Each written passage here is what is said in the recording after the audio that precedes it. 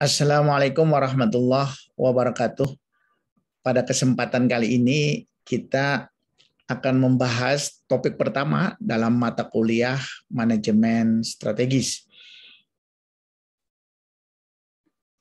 Sebelum kita membahas lebih mendalam mengenai manajemen strategis, maka kita harus mengenal lebih dulu istilah strategis itu sendiri. Karena kita sudah mengenal istilah manajemen itu sendiri. Manajemen itu adalah suatu aktivitas untuk menggunakan seluruh sumber daya yang ada dalam rangka untuk mencapai tujuan.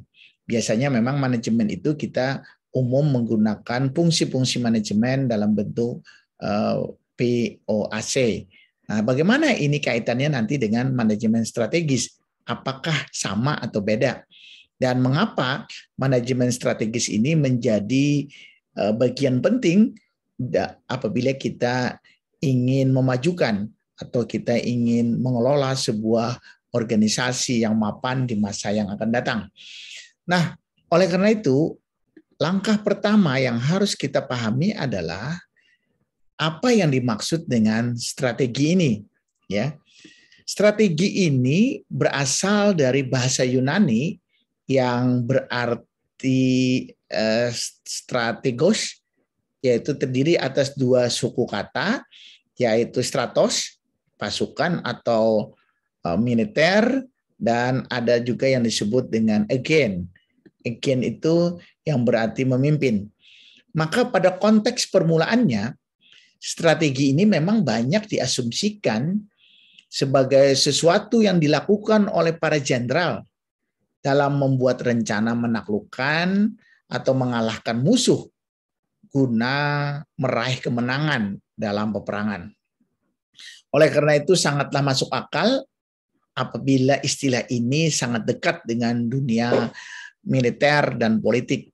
Namun pada masa sekarang penerapan strategi ini sangat dekat dengan asumsi pada awal kemunculannya, sekalipun hal ini atau hal tersebut diterapkan bukan pada dunia militer, ya. Misal pada dunia bidang ekonomi, bidang kesehatan, atau pada bidang-bidang lain dalam rangka untuk mengalahkan kompetitor atau ingin menguasai bagaimana pasar, ya, atau ingin memajukan sebuah organisasi ini menjadi organisasi yang besar di masa yang akan datang. Karena strategi ini, dengan kita menggunakan strategi ini, kita bisa menjawab apa yang ingin kita lakukan, organisasi seperti apa yang kita inginkan, dan kemana. Dan ini yang terakhir ini adalah kemana organisasi itu akan menuju.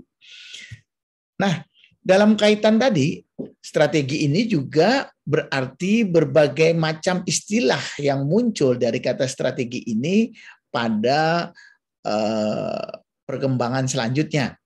Nah, misalkan ada yang mengatakan strategi ini merupakan alat untuk mencapai tujuan perusahaan dalam kaitannya dengan tujuan jangka panjang.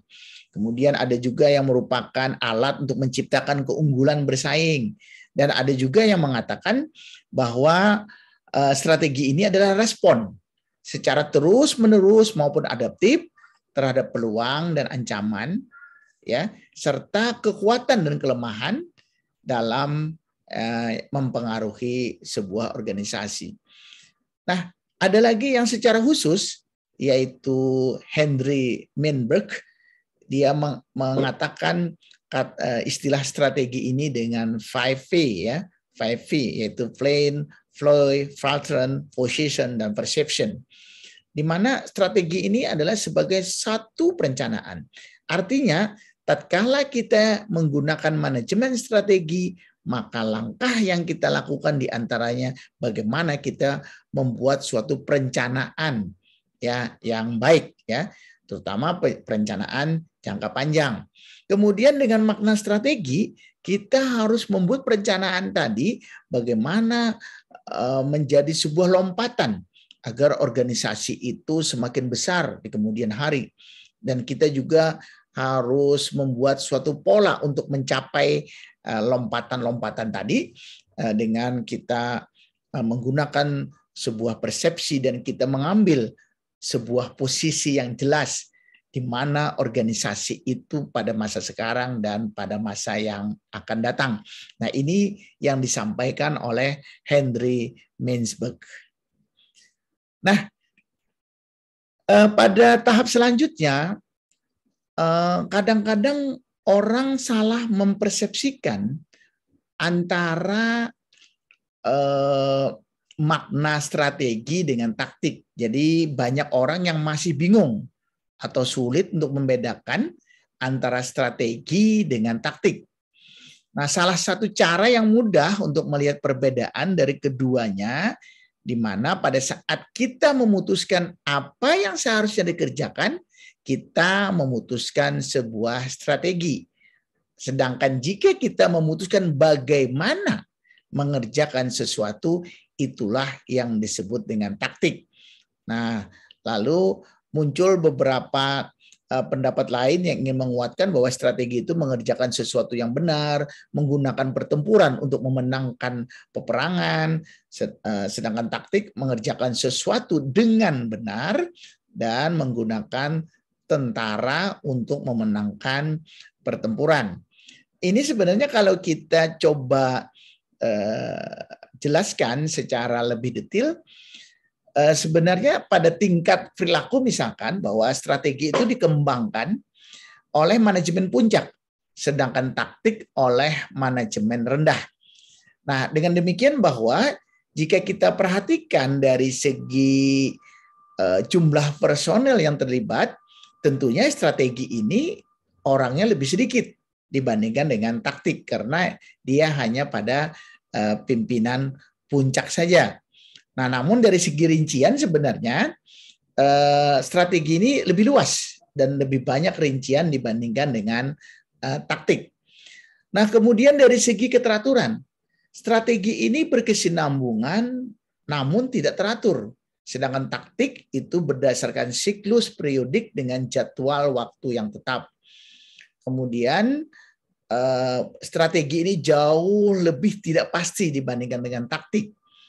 Kemudian luasnya keseluruhan kemungkinan alternatif yang harus dipilih manajemen jauh lebih besar pada saat kita memutuskan strategi dibandingkan dengan taktik. Strategi itu juga lebih subjektif dibandingkan taktik karena dikembangkan menurut pemikiran manajemen puncak. Nah, inilah beberapa perbedaan yang bisa kita sampaikan. Namun intinya adalah bagaimana mengerjakannya itu taktik, tapi apa yang harus kita kerjakan itu adalah strategi. Nah, strategi itu sendiri mempunyai sifat-sifat ya. Sifatnya ada 3. Yang pertama menyatu, yang kedua menyeluruh, yang ketiga adalah integrated. Jadi menyatu itu harus menyatukan seluruh bagian-bagian di dalam sebuah organisasi. Ya. Kemudian kalau menyeluruh mencakup seluruh aspek dalam organisasi, sedangkan integral itu harus cocok atau sesuai dengan seluruh tingkatan. Nah, ini untuk menjelaskan secara gamblang bahwa manajemen strategi itu menggabungkan, menyatukan, ya. Kemudian harus menyeluruh, mengintegrasikan apa saja, diantaranya adalah manajemen-manajemen lain di dalam sebuah organisasi. Misalkan manajemen SDM, manajemen operasional, manajemen pemasaran, dan manajemen keuangan. Ini semua menjadi alat yang digunakan oleh manajemen strategik untuk mencapai tujuan yang ditetapkan. Nah, secara umum bahwa manajemen strategi dengan manajemen saja itu juga berbeda makna. Di mana dalam manajemen strategi itu capaiannya adalah visi dan misi, penanggung jawabnya adalah pimpinan puncak, jangka waktunya panjang, prosesnya formulasi, implementasi, dan evaluasi, keterlibatannya top manager, lingkungannya yang yang lebih diprioritaskan adalah lingkungan eksternal. Kemudian perencanaan, ini namanya menjadi perencanaan strategis. Namun berbeda dengan manajemen. Manajemen itu capaiannya lebih banyak pada tujuan, kemudian penanggung jawabnya manajer bidang, dalam hal ini mungkin leader middle ya, manager middle dan lini manager. Kemudian jangka waktunya lebih pendek, kemudian prosesnya POAC, keterlibatannya dan perencanaan namanya hanya adalah perencanaan biasa. Nah, dalam perkembangannya memang manajemen strategi ini mempunyai istilah-istilah yang berkembang sesuai dengan masa waktunya. Dari tahun 1900-an sampai tahun 1970-an. Nah, di tahun 1970-an inilah istilah manajemen strategi itu mulai dikenalkan. Di mana sebelumnya istilahnya hanya perencanaan strategik dan sebelumnya adalah perencanaan jangka panjang. Jadi sebenarnya ini hanya melengkapkan ya. Karena di masing-masing itu ada beberapa kelemahan yang perlu disempurnakan. Nah, kemudian berpikir strategis. Jadi salah satu yang kita lakukan adalah bagaimana kita menerapkan kata strategi tadi.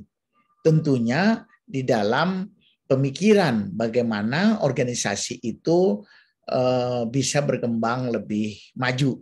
Nah, cara berpikir strategis ini jadi sangat penting karena merupakan sebuah langkah awal untuk memahami dan mengimplementasikan manajemen strategis selanjutnya. Oleh karena itu, apabila kita hendak menerapkan manajemen strategis, terlebih dahulu kita harus mengubah cara berpikir dengan cara berpikir strategis pula. Nah, beberapa cara berpikir strategis itu diantaranya kita harus mengidentifikasi masalah lebih dulu, mengelompokkan masalah, kemudian juga setelah kelompok masalah terbentuk, tahap selanjutnya kita melakukan identifikasi masalah-masalah yang krusial dari tiap-tiap kelompok. Kemudian kita menentukan cara pemecahan masalah dan selanjutnya kita membuat perencanaan untuk implementasi. Nah, ini adalah proses berpikir secara strategis. Nah, proses berpikir secara strategis inilah sebenarnya yang harus nanti kita terapkan tatkala kita menjalankan atau menerapkan manajemen strategi. Nah, dengan berpikir strategis ini kita akhirnya bisa menjawab 3 pertanyaan dasar. Di mana kita sekarang, kemana kita akan pergi, dan bagaimana kita mencapai organisasi atau mencapai tujuan tadi.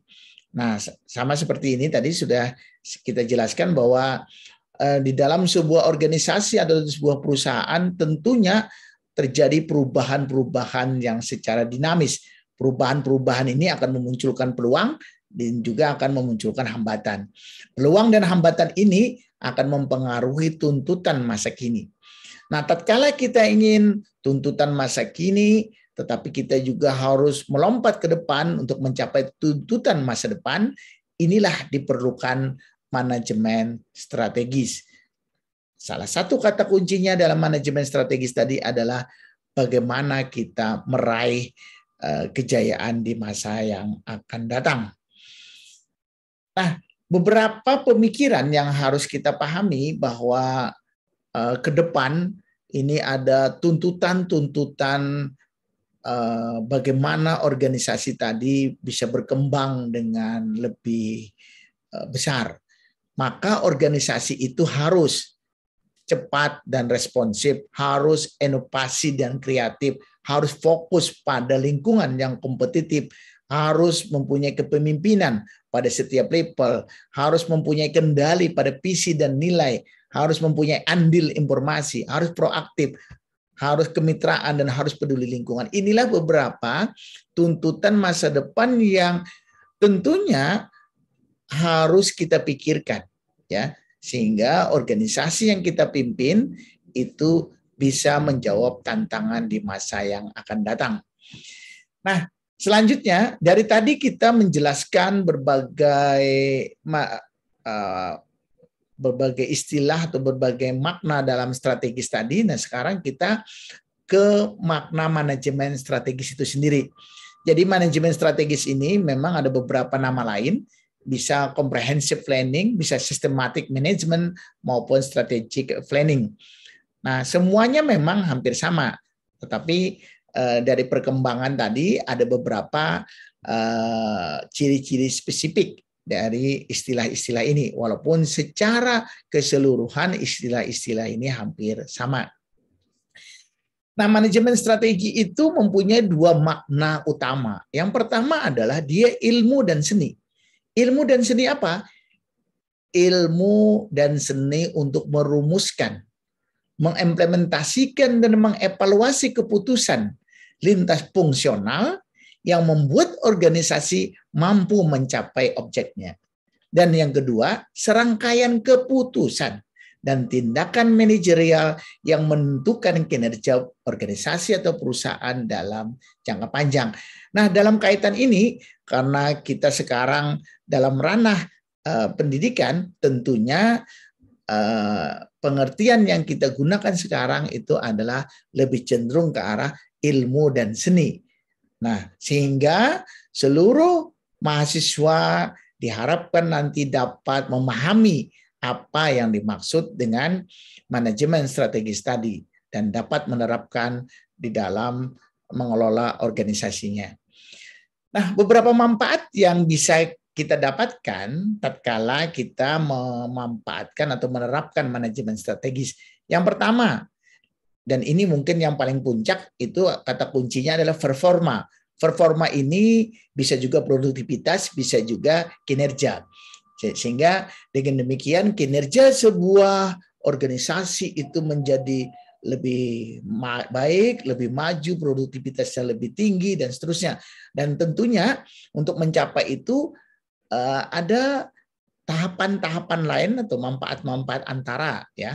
Manfaat antaranya yaitu memperbaiki proses manajemen, memperbaiki pengambilan keputusan, memperbaiki disiplin, memperbaiki kepedulian, dan memperbaiki dalam menentukan batas kewenangan yang akan dilakukan. Nah, sedangkan tujuan secara umum bahwa manajemen strategi itu adalah menciptakan dan mempertahankan suatu keseimbangan antara organisasi dengan lingkungan eksternal. Jadi keseimbangan antara internal dengan eksternal, sehingga sumber daya organisasi tadi dapat digunakan sebaik-baiknya untuk mengisi peluang dalam menghadapi ancaman. Nah, oleh karena itu, tatkala kita membicarakan manajemen strategik, maka tugas utama manajemen strategi ini atau proses yang dijalankan oleh manajemen strategi ini adalah mulai dari memformulasikan misi, melakukan analisis internal, menilai lingkungan eksternal, menganalisis pilihan-pilihan, identifikasi pilihan, menentukan tujuan jangka panjang, mengembangkan tujuan jangka pendek, melaksanakan pilihan strategik, dan terakhir adalah bagaimana mengevaluasi keberhasilan. Ini kalau kita sederhanakan menjadi model manajemen strategi, ya. Inilah tahapan-tahapan manajemen strategi itu. Manajemen strategi tadi sudah kita sampaikan kalau dia makna yang kedua itu adalah suatu kesimpulan, ya, atau suatu keputusan. Keputusannya namanya adalah rencana strategis. Jadi kalau sudah diputuskan, sedangkan manajemen itu adalah proses untuk menghasilkan, ya, outputnya itu berupa rencana strategis. Oleh karena itu, rencana strategis itu tentunya berisi tentang komponen-komponen tadi. Komponen-komponen tadi mulai dari memformulasikan visi misi sampai nanti mengevaluasi suatu keberhasilan. Dan yang terakhir, faktor yang mempengaruhi di dalam manajemen strategi itu ada 5. Ini yang harus menjadi perhatian kita agar di dalam penerapannya nanti benar-benar kita bisa memperoleh hasil yang sebaik-baiknya. Yang pertama, itu adalah tipe dan struktur organisasi. Jadi pemilihan tipe dan struktur organisasi ini akan berdampak pada kinerja dan pencapaian tujuan sebuah organisasi. Karena tipe dan struktur organisasi ini tidak hanya sebagai sebuah identitas formal organisasi. Ia harus bisa menjalankan pola interaksi dan perilaku organisasi. Jadi organisasi pemerintah daerah sebagai contoh, sebelum diberlakukannya otonomi daerah, tipe dan struktur organisasi pemerintah daerah lekat dengan hierarki dan rantai komando yang sangat kuat sampai ke bawah. Hal ini akan mengakibatkan manajemen pemerintah daerah itu sangat tergantung pada pemerintah pusat. Namun tatkala sudah ada otonomi, maka ini akan mengalami perubahan. Kemudian yang kedua, gaya kepemimpinan. Bahwa gaya kepemimpinan ini, tipe kepemimpinan dan gaya manajerial seorang pemimpin itu akan mempengaruhi format manajemen strategis yang akan dijalankan. Sebagai contoh, tipe kepala daerah yang otoriter itu tentunya tidak akan memberi peluang kepada bawahan untuk berkembang dan maju karena semua strategi dan keputusan ada di tangannya. Bawahan itu hanya sebagai pelaksana. Tetapi tatkala pemimpinnya itu demokratis, maka seorang pemimpin dengan tipe demokratis itu akan melibatkan para bawahannya dalam menentukan kebijakan. Sehingga dengan strategi itu para pegawainya akan merasa lebih dihargai dan mempunyai kesempatan yang luas untuk bisa lebih maju. Kemudian yang ketiga, kompleksitas lingkungan eksternal. Ketika sebuah organisasi mengakui dirinya sebagai organisasi yang modern dan terbuka, tentunya ia tidak dapat menghindar dari situasi yang ada di sekitarnya yang secara langsung maupun tidak langsung dapat atau sangat mempengaruhi organisasi. Termasuk juga organisasi pemerintahan daerah. Jadi tantangan terbesar sebuah organisasi adalah menghadapi lingkungan yang selalu berubah dan tidak terduga dan tidak dapat diduga sebelumnya. Seperti misalkan kondisi politik nasional, ekonomi nasional maupun global yang terjadi belakangan ini. Kemudian yang keempat adalah kompleksitas proses produksi. Nah, ini pada organisasi bisnis, proses produksi ini akan menghasilkan barang dan jasa. Jadi dalam organisasi publik, dalam hal ini organisasi pemerintah daerah, proses produksi dapat diartikan sebagai pemberian pelayanan kepada masyarakat atau pemberian layanan jasa. Nah, mengapa proses ini mempengaruhi manajemen? Dalam organisasi bisnis untuk perusahaan yang masih dalam kategori kecil atau sederhana sampai menengah, maka langkah yang akan diambil adalah memanfaatkan tenaga manusia dalam jumlah yang sedikit.